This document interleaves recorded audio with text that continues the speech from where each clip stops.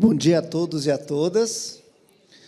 Um grande prazer ter vocês aqui. A gente está começando um pouquinho atrasado o nosso painel. E eu acho que esse é um painel bem diverso, porque a intenção aqui é falar de um dos grandes desafios que a gente tem hoje no nosso país, né, que tem a ver com a segurança e a proteção do cidadão. E esse é um assunto vasto, porque a gente pode começar a falar tanto de segurança cibernética, quanto combate a fraudes, envolvendo também a questão de combate à pirataria e ações ilegais. Então, a gente tem uma pauta que ela é muito grande, né?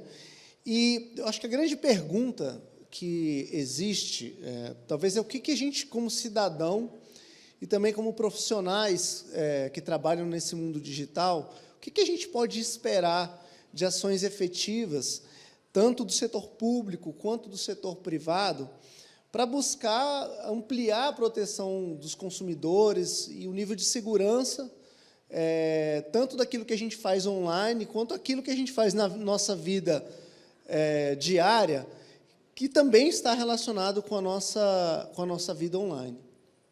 E aí, para isso, a gente tem aí 5 debatedores de diferentes visões, pessoas que lidam com isso, tanto no setor público quanto no setor privado, que vão poder, aí, nesse processo, conosco hoje, dialogar, né? Buscando trazer não só as suas visões, mas buscando trazer sugestões e avaliar possíveis soluções para essas questões que a gente falou aqui. E eu queria convidar cada um deles aqui na sequência. Queria convidar Gesileia Teles, superintendente de fiscalização da Anatel. Leia. Queria também chamar o Rodinei da Silva, diretor de Operações Integradas de Inteligência da Secretaria Nacional de Segurança Pública. Por favor, Rodinei. Queria convidar o Mário Borges, vice-presidente da Cleartech. E o senhor Percival Henriques, do Comitê Gestor da Internet. Por favor, Percival. E também o Rodrigo Schuch, presidente executivo da Associação NEL. Cadê o Schuch? Schuch, fica aqui do meu lado. Bom, são pessoas que, em sua grande maioria, bastante já conhecidas da nossa rotina diária e também de tudo aquilo que está correlato àquilo que a gente lida no nosso dia a dia, tanto diretamente no setor quanto no setor público. Queria pedir para vocês tomarem assento. E a gente vai começar justamente falando sobre essas questões. Para a gente conseguir tomar o nosso tempo, eu vou passar diretamente aqui uma rodada com cada um deles e vou trazer aqui uma pergunta para cada um, aí vocês já podem fazer um pouco da sua introdução e, ao mesmo tempo, discorrer, né? Vou começar aqui com a Leia. Leia é uma amiga de longa data, a gente se conheceu lá na agência, é uma pessoa que já milita nesse assunto já há bastante tempo, e agora, mais diretamente na parte ali de combate a fraudes, pirataria e operações irregulares, né? E eu gostaria, Leia, de saber o que vocês têm feito lá na agência, e principalmente os desafios que a Anatel tem visto, né? Recentemente, a gente vê um conjunto de ações de fiscalização, principalmente aí envolvendo grandes centros de distribuição de produtos. O que a agência tem feito? Como é que tem sido essa lida diária aí da agência nesse assunto? Vamos lá. Bom dia a todos. Queria cumprimentar meus colegas de painel aqui. Queria agradecer o convite ao Painel Telebrasil para poder compartilhar com vocês um pouquinho do que a Anatel tem feito em combate à pirataria, clandestinidade e aí crimes em geral, né? Eu vou falar um pouquinho aqui, Abraão, sobre a questão da pirataria. Eu queria focar no Plano de Ação de Combate à Pirataria. Ele foi aprovado em 2018 pela Anatel. Desde que a Anatel nasceu, a gente vem combatendo a pirataria. E pirataria, para a Anatel, é o produto de telecomunicações que não esteja homologado. Isso que é o conceito de pirataria. Não tem relação com o produto ser falsificado, tá? E por que a gente corre atrás disso? O produto, quando ele passa por um processo de homologação, ele passa por uma análise sobre a segurança da qualidade do produto. E essa segurança, ela não é só uma segurança física. Então, por exemplo, eu vou evitar que um equipamento entre em hiperaquecimento e acabe causando uma fatalidade, mas também a segurança cibernética. E aí eu vou tratar desse ponto quando eu falar um pouquinho mais sobre as TV Boxes pirata, que tem sido um risco mundial que a Anatel tem enfrentado, né? Então, criamos o PSP em 2018 e, a partir daí, começamos a fazer muitas apreensões físicas. Nós temos hoje um painel, um dashboard público na Anatel, no site da Anatel, que vocês podem pesquisar quantos produtos já tiramos do mercado, produtos não homologados, em apreensões físicas. E aí o número realmente é interessante. Já conseguimos tirar do mercado mais de 8 milhões de produtos, com valor estimado aí de mais de 830 milhões de reais. Então, isso é o que a gente trabalha no mundo físico, né?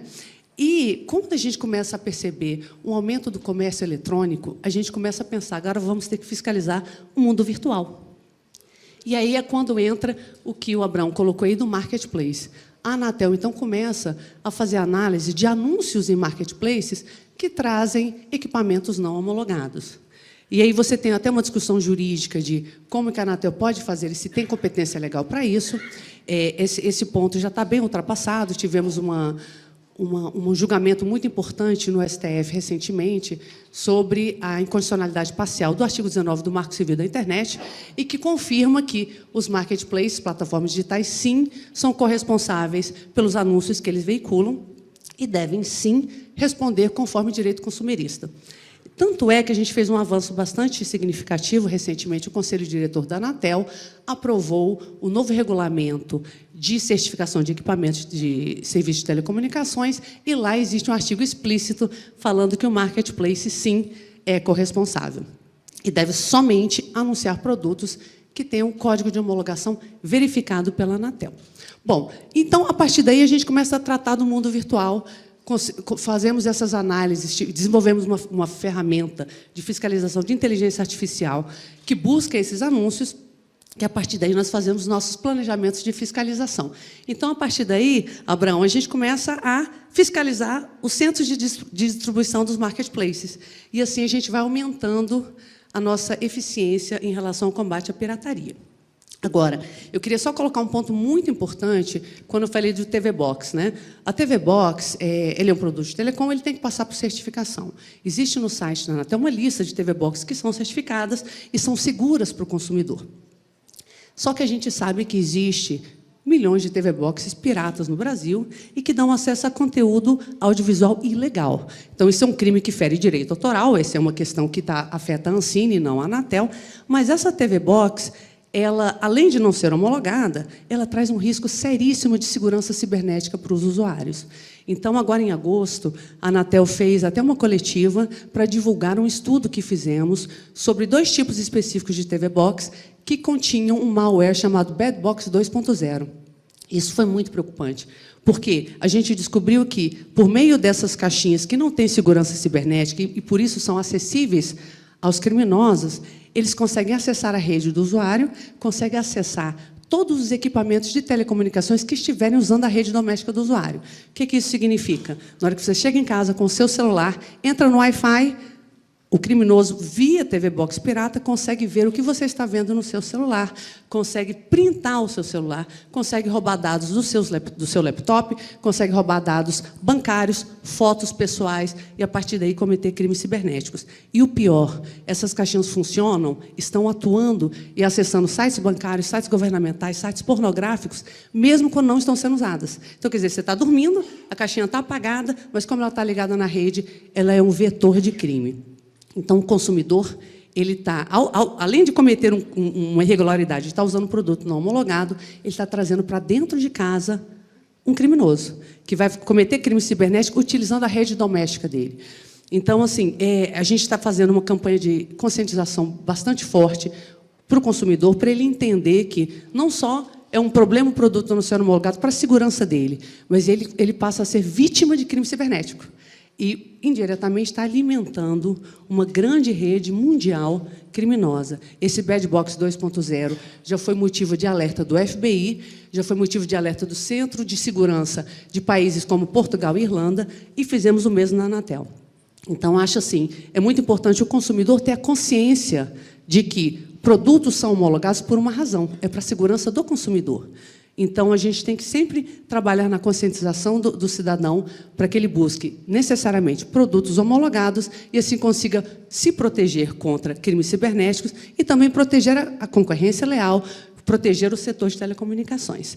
Então, esse é só um overview, Abraão, do que a gente está enfrentando aí quanto à pirataria.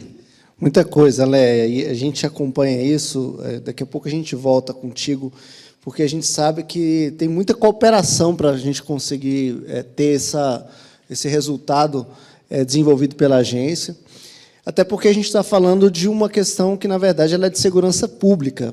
Mais do que apenas uma questão afeta ao mundo digital, ela está interligada a questões muito mais profundas da nossa sociedade. Diante disso, acho que eu queria passar agora para o Rodinei falar um pouquinho de como a Secretaria Nacional de Segurança Pública tem atuado nessas questões e um pouco do que existe aí de grande desafio nesse momento, talvez aí para a gente entender nessa esteira que a Léia já nos trouxe. Rodinei, como é que você tem visto isso? Quais são os desafios aí que a Secretaria Nacional de Segurança Pública tem tratado? Muito bom dia a todos e a todas. Eu gostaria de cumprimentar em especial os nossos painelistas, a pessoa do Abraão. Como você disse, Abraão, um tema bastante complexo, extenso, e a gente vai fazer, como usou o termo adequado, um overview, um sobrevoo sobre algumas questões que eu poderia dividir basicamente em dois aspectos. A Secretaria Nacional de Segurança Pública é um órgão ligado ao Ministério da Justiça e Segurança Pública. Eu estou diretor de Inteligência e de Operações Integradas, sou secretário nacional substituto de Segurança Pública, e a minha diretoria trabalha com várias frentes, várias temáticas, dentre elas combate ao crime organizado. Nós somos a agência central de inteligência, do subsistema de inteligência de segurança pública. Nós trabalhamos com a parte de integração de forças de segurança, divisas, fronteiras, biomas, ou seja, todas as forças de segurança federais, estaduais, e agora também essa novidade aí com a ascensão constitucional das guardas municipais, já querendo ser polícias municipais. Trabalhamos com a parte de combate ao crime cibernético, inteligência cibernética, lá através do CyberLab, que é uma coordenação geral de inteligência cibernética. Enfim, é bastante complexo o nosso trabalho, mas o objeto aqui da nossa fala eu dividiria em dois aspectos, só também para a gente ter uma visão geral. Primeira questão do domínio territorial hoje, que tem sido não só mais uma novidade, vamos chamar assim, no Rio de Janeiro, mas hoje pelo menos 3 estados, nós já temos esse problema. Então, nós estamos falando assim, de uma ocupação territorial, do domínio territorial, em que o Estado não se faz presente e ali começa a explorar os serviços públicos, os serviços, as concessões de serviços, sem que o poder público faça frente a isso. Então, além do Rio de Janeiro, nós temos aí um problema tão grave quanto, ou maior em breve, que é a Bahia, o Ceará e Pará. Então, esses 4 estados, nós temos notícia de atuação de facções criminosas. Eu não gosto de enaltecer, mas só para ter uma visão, basicamente, é uma atuação de uma organização chamada Comando Vermelho, e no Rio de Janeiro ainda tem o chamado Terceiro Comando Puro, sem contar as milícias que, até pela geografia do terreno, no caso do Rio de Janeiro, ocupam esses espaços onde o Estado não ocupa. O Ministério da Justiça, a Senasp, nós já temos projetos que já estão em vigor. Como eu disse, são várias frentes de atuação. Só para vocês terem ideia, uma das estratégias nossas de atuação é a chamada, até porque nós não executamos, a Senasp é um órgão de fomento, é um órgão de políticas públicas, é um órgão que busca, no caso da minha diretoria, integração entre as forças, e daí são vários projetos, são 30 projetos só da minha diretoria, todos eles voltados ao fortalecimento dessas forças. E uma metodologia que nós utilizamos é o trabalho em rede. Hoje nós temos 8 redes temáticas colaborativas em que nós unimos não só polícias, judiciária, federal e estadual, que é o caso da Polícia Civil, Polícia Militar, Polícia Rodoviária Federal, Polícia Técnico-Científica, Bombeiro Militar, enfim, todos esses órgãos, além do Judiciário e o Ministério Público, no entendimento de que segurança pública é uma obrigação de todos. E aqui eu faço uma consideração bem rápida a todos os senhores e senhoras, de um momento diferente, ou seja, um ponto de vista diferente em relação à segurança pública. Nós sempre eu digo historicamente, terceirizamos ou escalamos para cima, ou delegamos para cima a obrigação e a responsabilidade pela segurança para o governo federal, o governo estadual. O que nós estamos vivendo hoje em dia, na verdade, é uma epidemia grave em relação principalmente aos crimes digitais, crimes cibernéticos. Nós estamos falando aí de um acréscimo, o anuário de segurança pública mostra que houve um decréscimo de crimes violentos, não é à toa que o número de homicídios, o número de assaltos, de roubos, termo técnico, tem diminuído. É claro que todo secretário de segurança pública, todo governador fala que é o trabalho, mas isso é uma tendência nacional, por que não dizer mundial, mas principalmente no nosso caso nacional, de diminuir o crime violento. Vamos dar exemplo, o famoso domínio de cidades, aquele chamado novo cangaço. Você já não ouve, não se liga à televisão, não ouve tanto. Por quê? Alto risco, a incerteza do lucro, e a dificuldade, até porque os órgãos de segurança pública se aprimoraram. Isso é um dos nossos projetos lá, que é o projeto Domínio de Cidades, que a gente treina forças de segurança, município, enfim, uma série de medidas e contramedidas em vários municípios do país, principalmente aqueles que foram ou poderão ser alvos. E a migração vai exatamente para os crimes cibernéticos. Hoje, invariavelmente, não é novidade, ou como meio ou como fim, o crime digital é o que tem o maior lucro, tem a maior atividade que nós fazemos esse acompanhamento. Então, só resumindo nesse sobrevoo, o trabalho nosso de engajar todas as forças de segurança e a iniciativa privada, nós temos um projeto lá que chama Rede Cyber.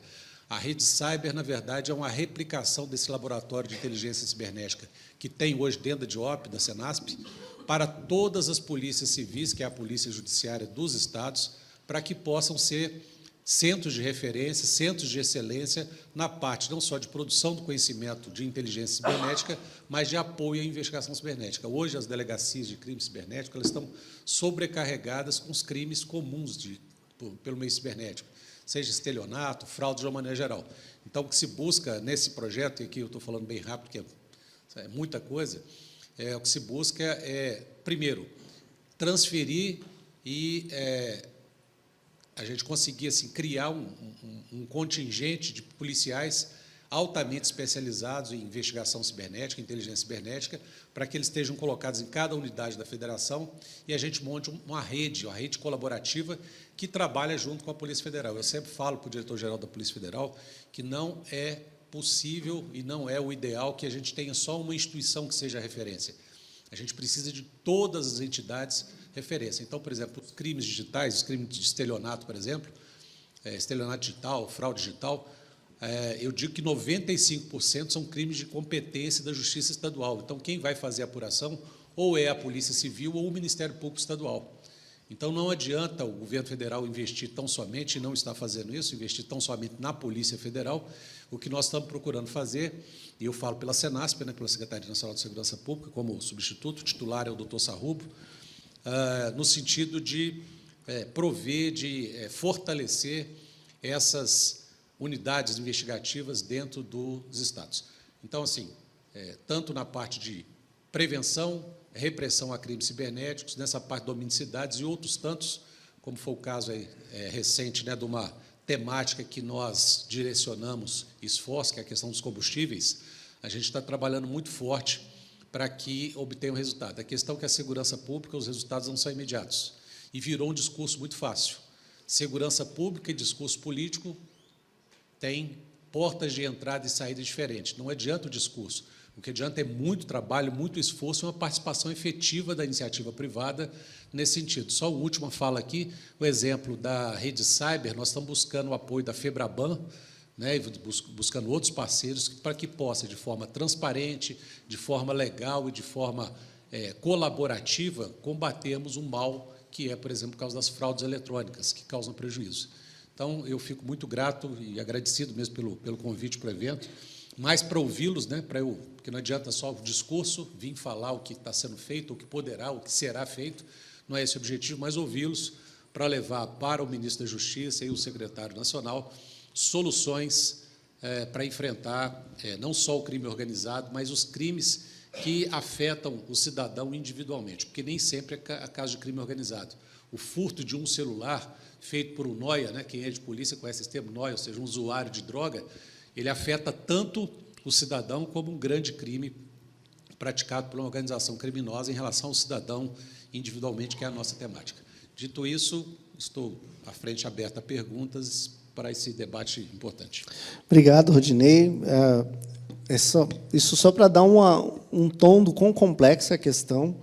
E se a gente for voltar um pouquinho para a questão do ambiente das redes, a gente tem sido alvo de muitas questões complexas no nosso dia a dia, principalmente a questão das chamadas abusivas, um conjunto de fraudes digitais que a gente recebe de mensagens de phishing, seja por e-mail, seja por SMS, WhatsApp. E eu queria passar agora a bola para o Mário Borges, da Cleartech. Cleartech é um fornecedor de tecnologia para esse tipo de situação, e eu queria perguntar para o Mário qual o tamanho do mercado de fraudes digitais hoje e como combatê-lo, e como que a Cleartech, como empresa desenvolvedora de soluções, enxerga essa questão. Muito bom dia a todos. Muito obrigado pela vossa presença. Muito obrigado também pelo convite para estar aqui assim, neste debate. A Cleartech, só para dar um breve overview muito rápido, a Cleartech é uma empresa que nasceu há cerca de 25 anos atrás. Como principal objetivo, ela tem trabalhado principalmente na área de sistemas regulatórios de telecomunicações. Cerca de 80% dos sistemas regulatórios hoje em dia vigentes no Brasil na área de telecomunicações foram desenvolvidos e são mantidos pela Cleartech. Entre eles posso referenciar a portabilidade numérica, o R-Call, que é a medição da qualidade da internet em todo o Brasil, e agora mais ultimamente o Steer Shaking. E o Steer Shaking, esse sim, tem muito mais a ver com o tema aqui assim que está a ser discutido. Em relação à dimensão das fraudes, aquilo que eu investiguei e que é mais ou menos do conhecimento do público em geral, é que no ano de 2024 estima-se que globalmente tenha havido um prejuízo, digamos assim, na ordem dos 500 bilhões de dólares nesta área de fraudes cibernéticas. Okay? E, portanto, assim, é uma fatia muito significativa hoje em dia do mercado que se vai para, digamos assim, para o mundo ilegal, digamos. Hoje em dia também é conhecido que no Brasil, desde 2023, ou seja, desde 2023 a 2024, porque ainda não existem dados propriamente que eu tenha conhecimento do ano de 2025, mas esses ataques cibernéticos e essas fraudes cibernéticas aumentaram significativamente na ordem dos 30% aqui no Brasil. Okay? E, portanto, há um fenómeno que me parece que é possível associar, digamos assim, cada vez que nós vamos mais utilizando a inteligência artificial, cada vez que nós utilizamos cada vez mais esse tipo de metodologias, o crime organizado também se usa dessas mesmas tecnologias para fazer exatamente o oposto. Ou seja, nós utilizamos a inteligência artificial para evoluir em termos de mercado, em termos de tecnologia, em termos de know-how, em termos da sociedade propriamente dita, e o crime organizado utiliza exatamente essas ferramentas no sentido contrário para ludibriar, digamos assim, cidadãos mais vulneráveis, muitas vezes, que não têm o conhecimento e não têm, digamos assim, a educação digital, que provavelmente deveria ser talvez até uma matéria que poderia ser discutida a nível global, porque essa educação digital é fundamental para que as pessoas estejam alerta em relação aos riscos que hoje em dia o mundo digital apresenta para elas próprias. Obviamente que hoje em dia os bancos, as fintechs, já estão a utilizar metodologias de combate à fraude, nomeadamente através de biometrias, através de tokens, etc. Não é? E estão a utilizar outras ferramentas também antifraude que também minimizam, digamos assim, esse impacto dentro da sociedade. mas, como eu referi, a educação do cidadão é fundamental para conseguir, digamos assim, sensibilizá-los a evitarem, digamos assim, determinado tipo de comportamentos para que, digamos assim, as pessoas se sintam, dessa forma, mais seguras. Basicamente é isso. Okay? Obrigado, Mário. Ainda nessa esteira digital, eu queria passar para o Percival, do Comitê Gestor da Internet. A gente sabe que o CGI organiza um conjunto de iniciativas e, ao mesmo tempo, tem todo um trabalho do que diz respeito à cibersegurança. Eu gostaria de saber como o CGI vê essa questão crescente, né, de fraudes no ambiente digital. O que vocês pensam que, como, enquanto organização, o CGI pode contribuir para isso? Bom dia a todos e a todas, bom dia, mesa, né? Muito interessante essa pergunta, porque, primeiro, para responder, tem que colocar que não estamos falando aqui, quando falamos do CGI e do NIC-BR, que é o braço executivo do CGI. Eu, lá no CGI, sou conselheiro e sou coordenador da Câmara de Segurança Cibernética e Direitos. E uma das questões que nos preocupa particularmente é que, quando você fala de crime cibernético, a primeira coisa, o crime é o crime, tanto quanto no mundo virtual como no literal. No entanto, a execução desse crime, preparação, execução, tem certas particularidades que precisam, mais que nunca, de você ter a real separação do que é infraestrutura, do que é infraestrutura física, de telecomunicação, do que é um setup box, independente de ser pirata ou não, do que é um equipamento capturado, independente de ser pirata ou não, e do que é a ação efetiva nos dois campos. Então, hoje, o CGI ele toma algumas iniciativas interessantes. Por exemplo, recentemente nós participamos do CNCiber, na elaboração da nova Estratégia Nacional de Cibersegurança. A gente coordenou o GT, né, que escreveu o rascunho da estratégia, que foi publicada agora. De uma certa forma, veio com a cara nova, com a cara do que a gente entende, do que precisa ser uma legislação para o mundo digital. Estamos numa nova etapa, agora no novo GT, que a gente coordena também, que é o de Cybereducação, mas, na prática, quem está tocando é a Vanessa, da Anatel, e a Michele, da RNP. Bom, mas, voltando a essa questão do que a gente tem feito, a estratégia de cibersegurança, primeiro. A gente conseguiu mudar alguns conceitos de estratégia nacional. Primeiro, nós, em vez de ter 7 eixos difusos, está concentrado somente no técnico governamental. Nós baixamos para 4 eixos, né? Cooperação, segurança, soberania nacional, e nós invertemos o centro. O centro não é mais somente o poder do Estado ou o técnico estatal. O centro passou a ser o cidadão. Como tu falou, a questão da educação, você transforma a prontidão cibernética, ela passa a estar a partir do cidadão, a partir da educação. E aí, eu vou pegar o gancho do que a Anatel colocou aqui com relação à fiscalização, que é uma coisa, inclusive, que eu sofri muito quando eu era lá do Inmetro, lá atrás. Na ponta, no mundo real, né, você conta os bilhões e você, na prática, acaba enxugando gelo, né? Então, por exemplo, equipamento pirata, teve pirata.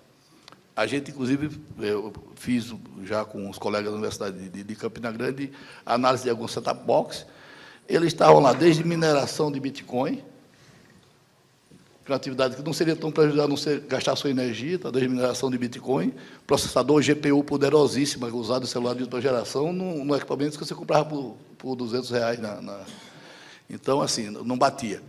E, mesmo se você não usasse, o set-top box lá, a caixinha lá, para outras finalidades, ele estaria lá, já em nível de hardware, fazendo atividade maliciosa ou ilegal no mínimo, e sem certificação. Os que têm certificação, aí é que vem um problema, que são a imensa maioria certificados. Por exemplo, tem uma grande empresa nacional, que agora virou empresa chinesa, e, inclusive, o hardware, o software que tinha sido desenvolvido para atender alguns requisitos de cibersegurança, eles baixaram o chinês, eliminaram deixaram somente o que atende rigorosamente o regulamento da Anatel, que faz o mínimo, né? Você não pode usar de mim, não pode usar uma senha padrão, não sei o quê e tal. Mas, por exemplo, a gente ainda tem lá todas as portas abertas.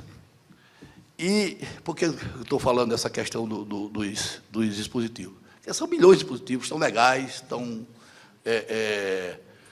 lá vendidos na loja, mas chega na sua casa e com a porta aberta, e aí, mesmo que você ponha uma senha, né, porque você é obrigado a instalar, você colocar a senha, e aí a pessoa vai colocar 1, 2, 3, não vai colocar e tal, com o mínimo de engenharia social também se invade. Então, o crime organizado, vamos pegar DDoS, por exemplo. Você tem uma camada dessa empresa que faz só roubo de senha.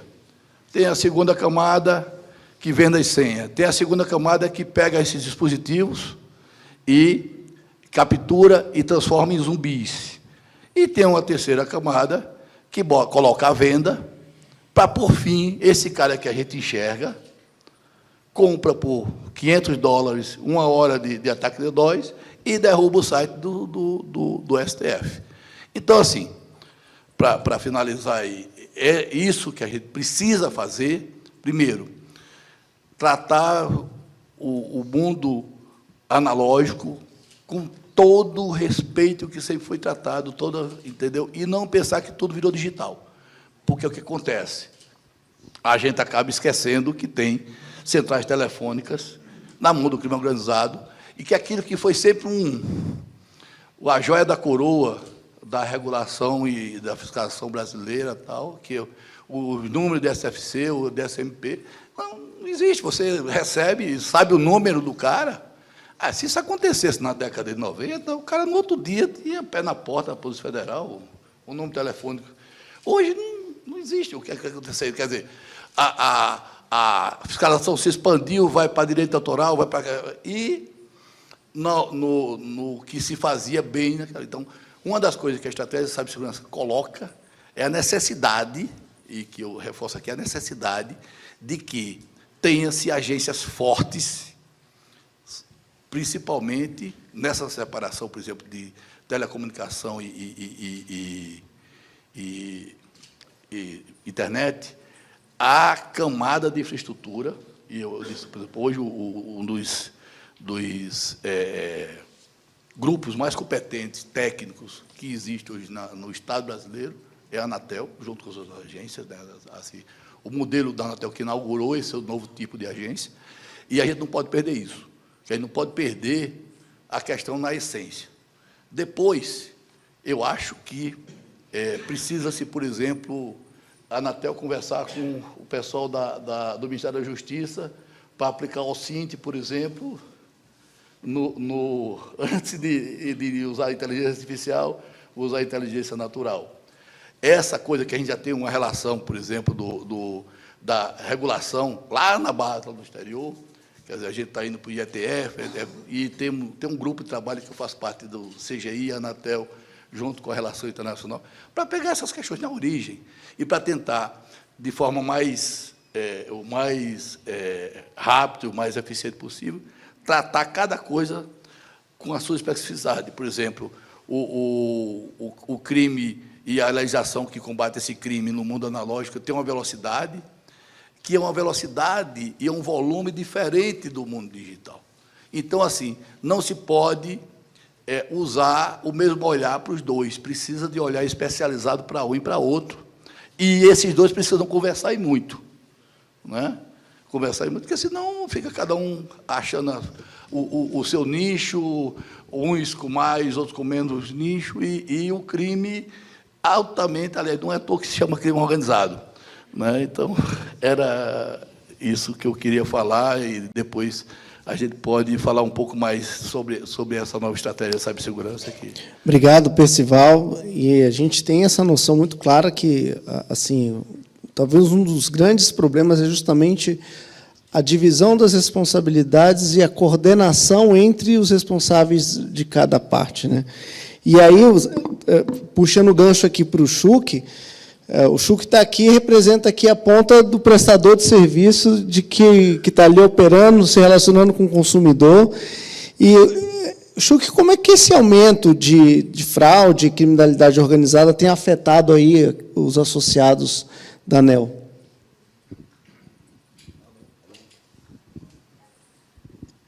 Alô. Bom, primeiro, bom dia a todos e a todas, né? Agradecer aqui o convite feito pela Conex. Bom rever aqui os colegas, né? O Abraão, que tivemos muitos embates aí atrás, né? Uns embates positivos. O Percival aqui também, né? Saúdo também os demais colegas do painel e volto ali a Leia também para parabenizar aí pela ação que a agência tem feito no combate à pirataria. E não poderia deixar de mencionar aqui também, viu, Leia, o Oscar Simões, que está ali sentado, que é um companheiro que está, no mínimo, uma década, né, trabalhando em conjunto aqui para a gente combater a pirataria, que é o presidente da ABTA. Né? Então, eu acho que isso tudo aqui começa, então, aqui para a gente poder seguir aqui no nosso tema. Tenho só 25 minutos, fiquem tranquilos, eu devo usar só 24.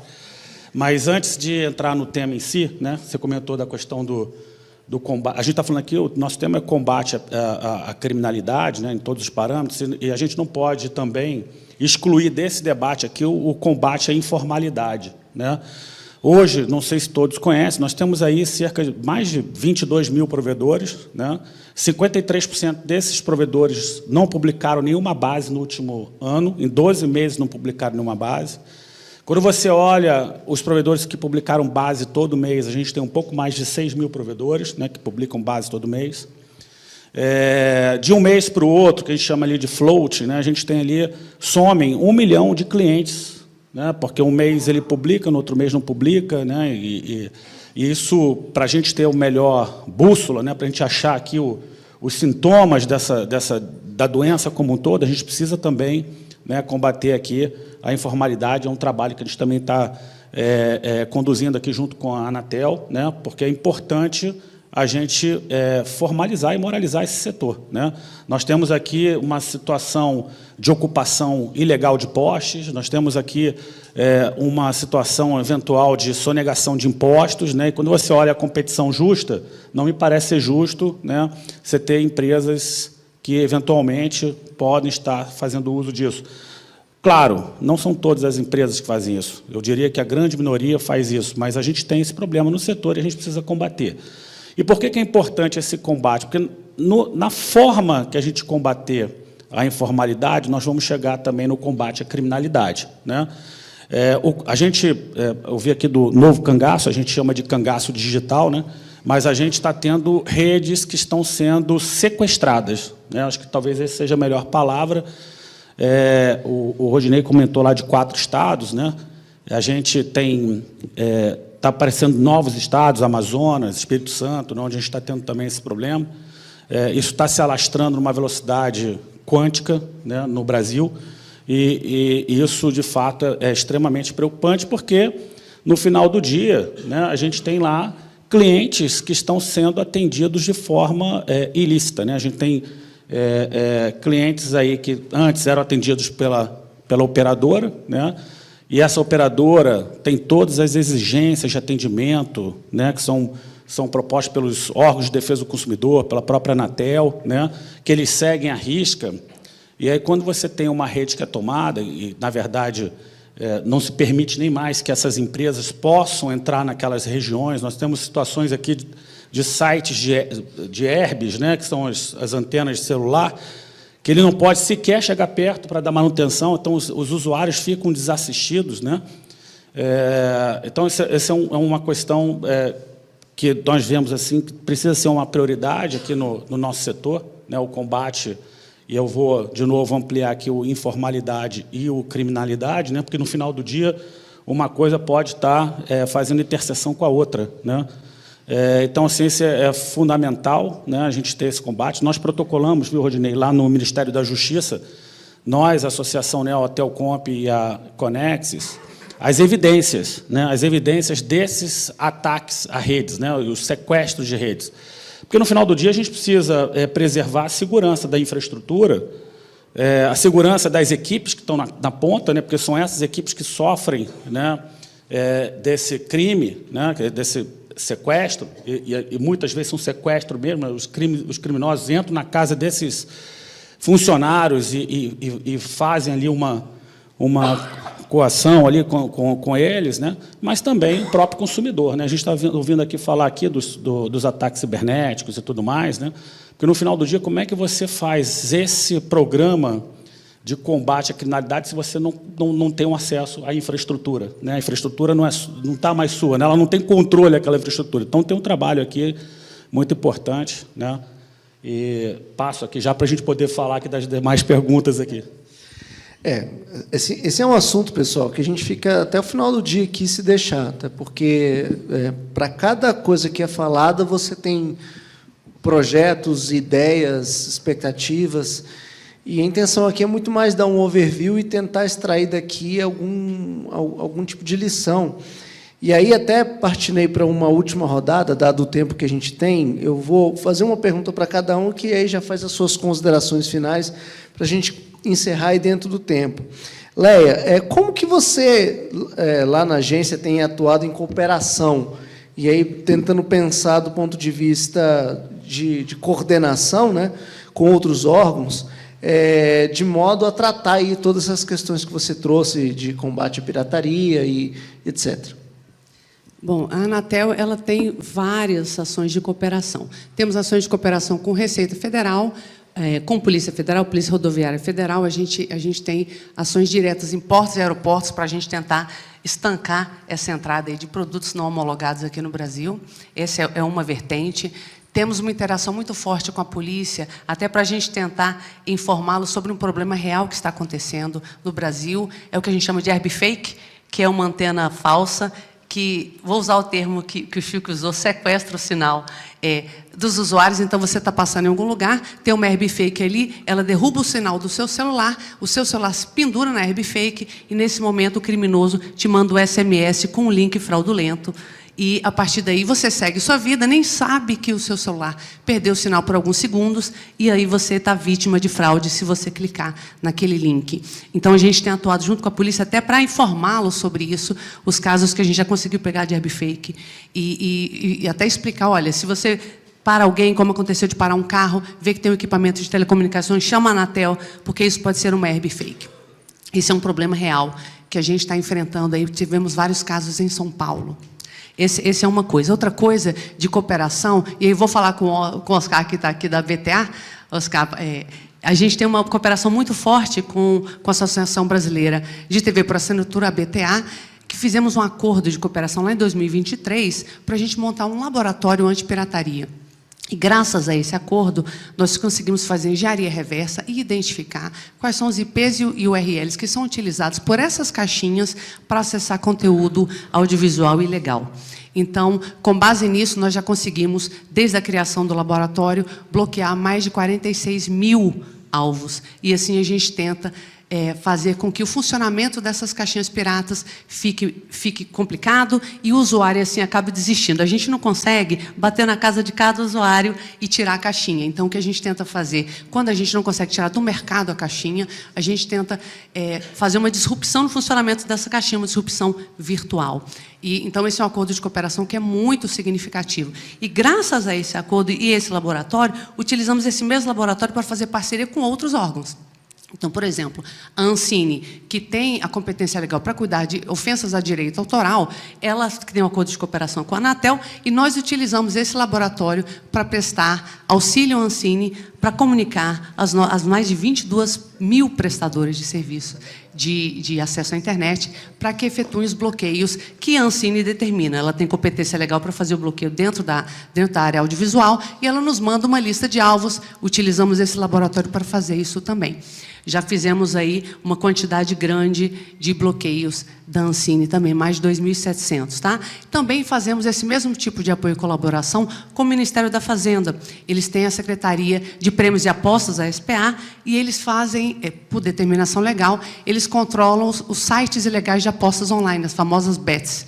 E aí, quando eles detectam que existem sites de apostas ilegais, eles mandam para a gente os alvos, e aí usamos o laboratório, usamos essa comunicação sistemática que temos com as operadoras para que a gente consiga fazer com que o bloqueio determinado, nesse caso, pela SPA, tenha um efeito concreto e, assim, a gente consiga fazer a lei ser cumprida, né?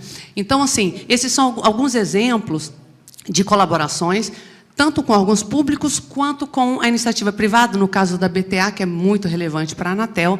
E eu acho que, como o próprio Percival colocou, a gente tem que trabalhar de forma colaborativa, né? E aí a Anatel tem feito isso com muito sucesso, envolvendo todos os tipos de atores que estão relacionados aí ao serviço de telecomunicações. Ok? É isso. Obrigado, Léa. Passando aqui para o Rodinei, para fazer as suas considerações finais, o que a gente pode esperar, Rodinei, do ponto de vista aí de ações, desenvolvimento e melhoria aí como cidadão? Muito bem. Como o tempo é curto, aqueles dois aspectos que eu falei, a questão do domínio territorial, com a alteração do conteúdo, né, da decisão da DPF 635, hoje, no caso do Rio de Janeiro, nós já temos hoje um estado de coisas diferentes, né? Aquele estado de coisas inconstitucional foi refluído pela decisão do ministro, e nós conseguimos agora, já apoiando a Secretaria de Segurança Pública do Rio, poder operar e ocupar, ou pelo menos tentar ocupar territórios, coisa que problema não é de 1 ou 2 ou 3, é um histórico, né, de omissão de governo federal, estadual, municipal, que levou a essa situação, que está acontecendo em outros estados. Isso na parte física. Na parte de cyber, eu queria dar uma sugestão. Às vezes, por se tratar de crime de competência federal, a gente esquece que a grande maioria de policiais, ou eu falo assim, a capilaridade da segurança pública não está na Polícia Federal.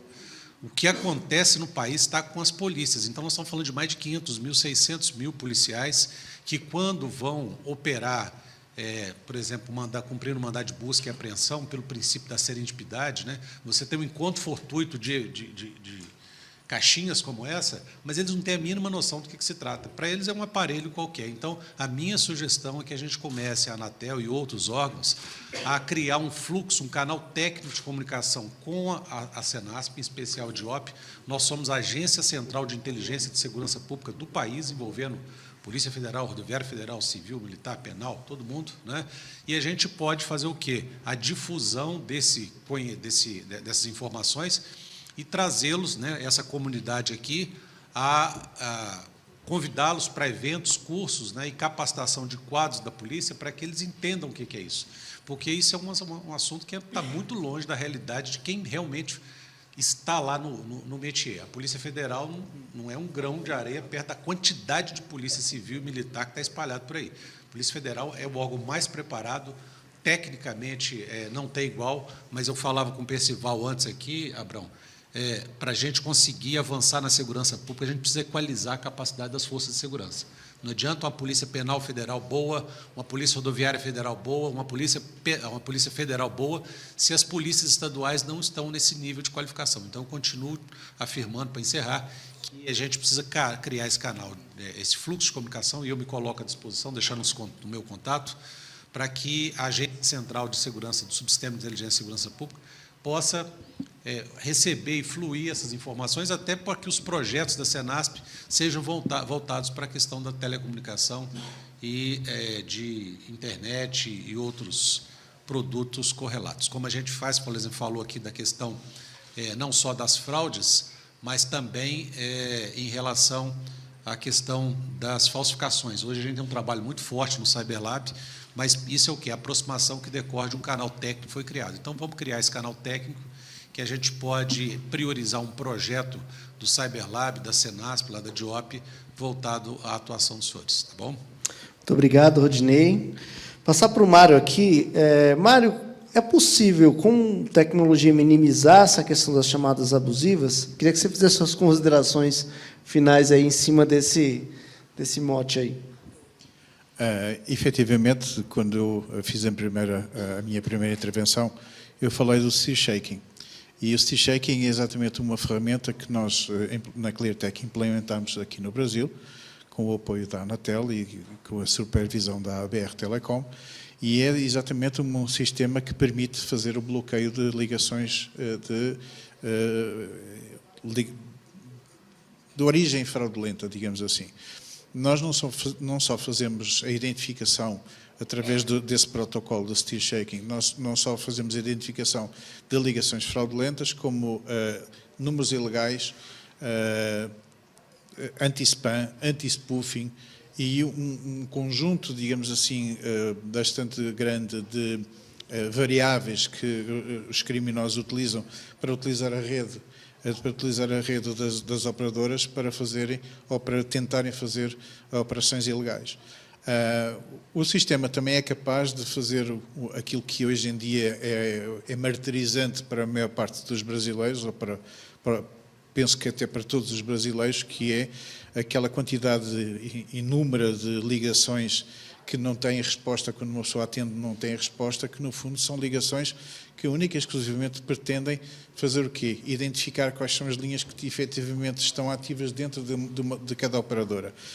Porquê? Porque essas, digamos assim, esses call centers ou essas entidades que fazem esse tipo de ligações, depois vendem a quem de direito, seja ele legal ou ilegal, essas informações dos números que efetivamente estão ativos dentro da rede. Para quê? Para a maior parte das vezes para exatamente serem usados de uma forma fraudulenta. O Steel Shaking é capaz de detectar, é capaz de, portanto, fazer esse tipo de controle. Aliás, saiu agora recentemente na Anatel uma norma que em 90 dias tem que ser implementado, porque as empresas não podem, digamos assim, fazer mais do que um X número de ligações ao mês, e o Steel Shaking está perfeitamente habilitado, digamos assim, para poder fazer exatamente o bloqueio dessas ligações. Aliás, desde que a Anatel lançou, digamos assim, esse projeto, temos sido contactados por inúmeros call centers para saber exatamente qual é que é a dimensão, qual é que é, digamos assim, a amplitude dessa medida, para, digamos assim, estudarem como é que, de alguma forma, estão dentro da lei, se não estão dentro da lei e como, digamos, como atuar. Portanto, a nossa obrigação como entidade que, no fundo, desenvolveu este sistema é de cumprir exatamente aquilo que a Anatel determina, com a supervisão da ABR Telecom, obviamente, e, portanto, nós iremos fazer esses bloqueios exatamente dentro das normas que sejam estabelecidas. Hoje em dia, a parte da autenticação que nós fazemos é uma autenticação que é, de certa forma, voluntária. Existe também uma norma lançada pela Anatel que até 3 anos todas as chamadas no Brasil vão ter que ser autenticadas. Nós estamos preparados para fazê-lo imediatamente. Okay? O sistema está preparado e tem volumetria e capacidade volumétrica para atender as ligações, todas essas ligações, que se a decisão da Anatel fosse amanhã vamos colocar obrigatoriedade para que seja feita a autenticação dessas ligações. Hoje em dia, e de uma forma voluntária, digamos assim, já são feitas cerca de 2,4 bilhões de ligações mês que são controladas pelo sistema, mas sabemos que temos conversações diretas diariamente com as operadoras, que as principais operadoras pretendem principalmente as maiores, pretendem, de uma forma relativamente rápida, implementar, digamos assim, internamente esse controle e, portanto, fazer a autenticação das ligações e, portanto, no fundo, tornar as ligações mais seguras e transmitir para o mercado e para as pessoas que são usuárias da telefonia móvel e fixa, uma maior segurança, digamos assim, e um maior descanso, porque hoje em dia, digamos que é praticamente impossível uma pessoa atender todas as ligações que são dirigidas para cada usuário. De referir também que nós desenvolvemos também um sistema que também tem a ver com a mesma medida, que é também um protocolo de steer shaking, mas para o SMS. Ou seja, portanto, nós vamos começar, se for aprovado, enfim, se esse sistema for aprovado, digamos assim, pelas entidades reguladoras, esse sistema irá permitir que deixe de haver o spoofing, o spam, etc., também de SMS. Okay? Portanto, a Cleartech tem, de certa maneira, tentado, através de uma forma organizada, a trazer soluções para o mercado, trazer soluções para a população, que, de certa forma, alivie hoje em dia de muitos problemas que, efetivamente, o setor está a enfrentar. Okay? Obrigado, Mário. Percival, queria ouvir suas considerações finais, principalmente aí falando um pouco do CENIE Cyber e tudo aquilo que envolve as ações do NIC de forma geral. Que tipo de ações e campanhas ainda a gente pode esperar?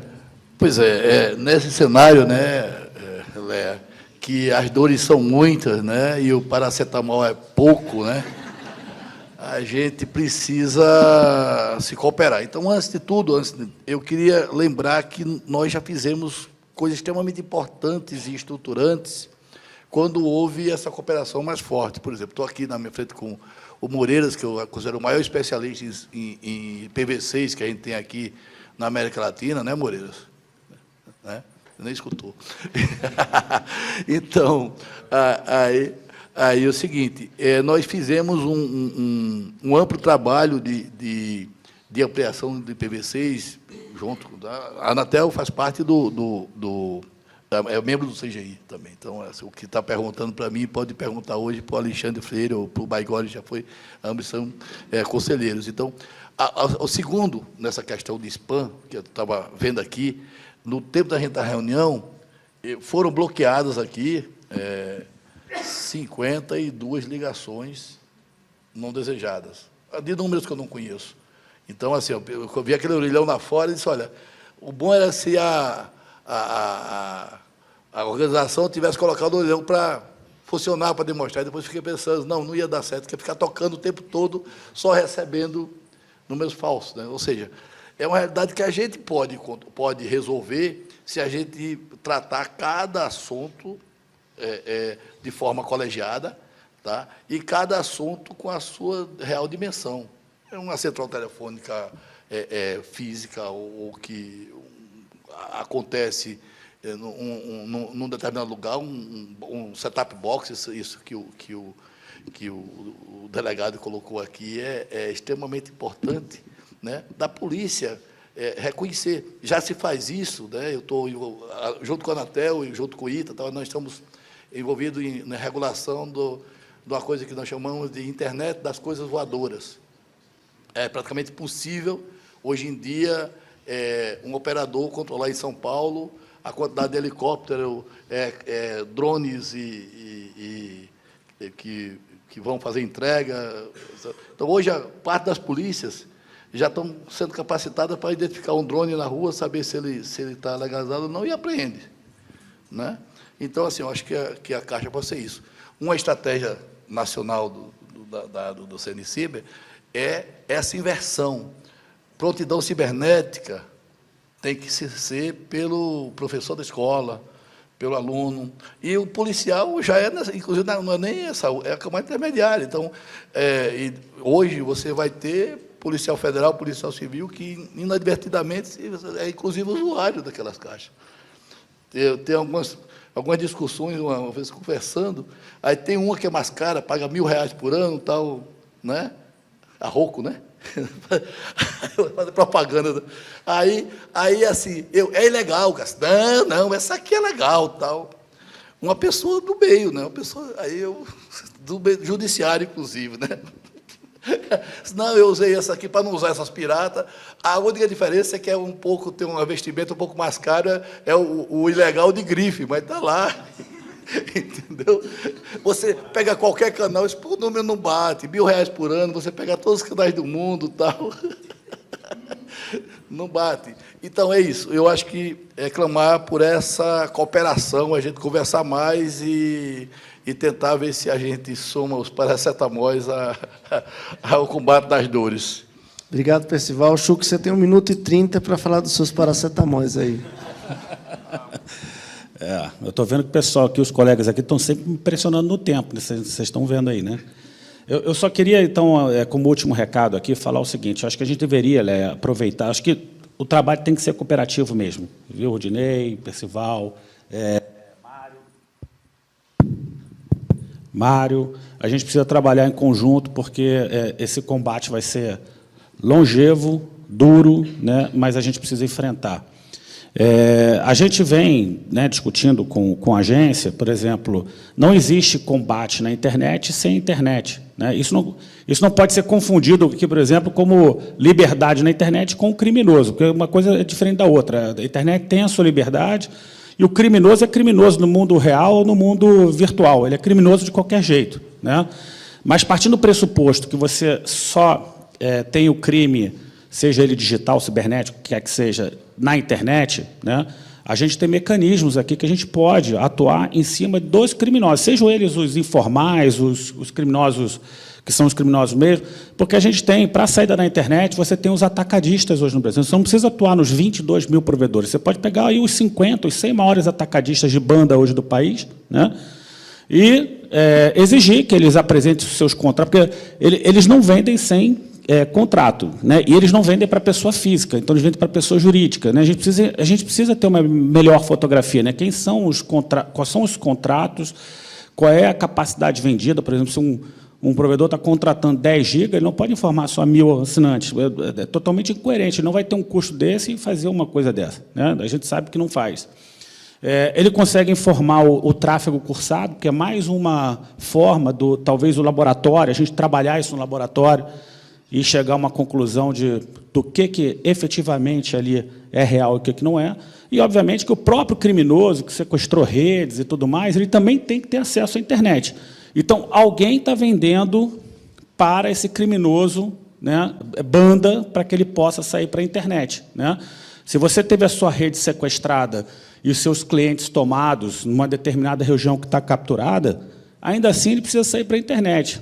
E você tem aí, no máximo, 100 empresas que representam, no mínimo, 95%, 96% da capacidade do país, que você poderia atuar mais firme nessas empresas. Então, essa é uma proposição aqui como uma das formas de a gente atuar. A outra forma aqui, Percival, acho que a gente poderia... E aí, cito o Percival pelo conhecimento do CGI, do NIC-BR, né? Você tem os ranges de IPs. Você sabe onde é que os IPs estão naquele momento, você consegue dizer se é uma área de risco ou não, né? Se a gente fizesse esse trabalho conjunto. Você sabe dizer quantos equipamentos estão conectados naquele momento, que eles estão utilizando de um IP. Então, você tem mecanismos, né, que você pode atuar, que eu acho que vai trabalhar de forma conjunta com todos os elementos que a gente tem, né? O nosso setor aqui, que causa danos a vários outros setores. Então, acho que esse como primeiro passo aqui, para a gente poder trabalhar de forma conjunta, e também me coloco à disposição. Inclusive, se alguém tiver interesse no estudo que a gente apresentou do combate à informalidade, ele está aberto, foi publicado na Anatel, né? Ele é um estudo aberto, então fique à vontade também para poder utilizar, para poder ver o que a gente trouxe de informação. E, por fim, aqui agradecer, viu, Abraão? Agradecer aqui pelo tempo, que nem tem tempo, né, porque vocês não me deram tempo. O pessoal sabe que não pode me entregar o microfone e já me entrega com apertado, né? Mas agradecer aqui pelo momento e agradecer a todos aqui, o auditório cheio, fico muito feliz, né? Um tema tão sensível, mas, ao mesmo tempo, de alta relevância aqui para o setor. Obrigado, Chuck. Queria agradecer a todos os nossos painelistas, a organização do Telebrasil. Queria pedir a todos uma salva de palmas aos nossos painelistas. E aí a gente segue a nossa programação, pessoal. Muito obrigado aí. Bom evento.